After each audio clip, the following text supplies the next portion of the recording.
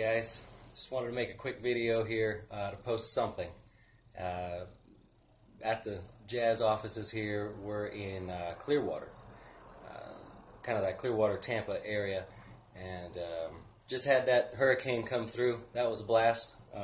Still waiting on power, but that was probably the most interesting hurricane that I've been through. So we're just cleaning up here. Everybody's fine. Everything is safe, but people are, starting to get back to moving around a little bit, but power is basically out in the entire county. So just wanted to get something up for you guys, let you know I'm still here, anxious to make more videos. Been just sitting around just planning new videos to make for you guys, and I've had a lot of questions, a lot of phone calls.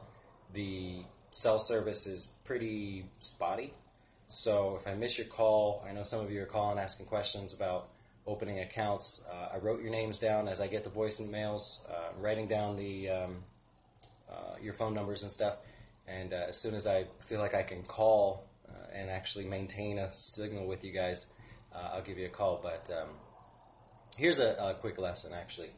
Have you ever wonder who pays for all this? Like you see on TV, the disaster and the trees and the cars and the flooding. You wonder who pays for that, and you think, well, maybe it's the insurance companies, the flood insurance, FEMA, Allstate, Travelers Insurance, all these people.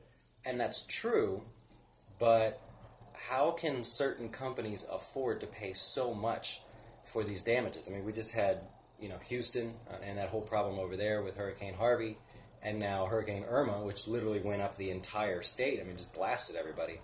So how do insurance companies pay for that? Well, there's actually something called a catastrophe bond, or they call them cat bonds if you want to look them up. And what it is they create these bonds, and then they let investment banks sell them to hedge funds, high net worth individuals, just different investment groups. And the way it works is usually they have a 3-year time period, and you are basically buying a bond with a set interest rate or coupon rate. And the deal is, if there's no catastrophe in that 3-year period, or it could be 2 years, whatever the bond states, then you get your money back plus the interest that you were promised. However, if there is a catastrophe inside of that 2 or 3 year period, then you forgive the principal. And that's just a fancy way of saying you lose, right? The investor loses. So what this allows insurance companies to do is essentially over leverage.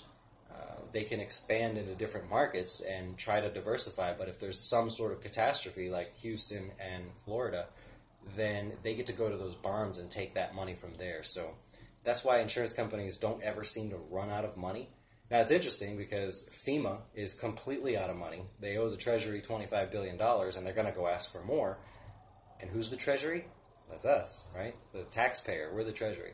So FEMA hasn't figured it out, but the for-profit insurance companies, they've said, hey, we figured this out. Let's make up some catastrophe bonds. Let's see if people want to make a bet and go from there. So kind of interesting. So there you go. I got to at least share something with you today. I've been dying to make a video.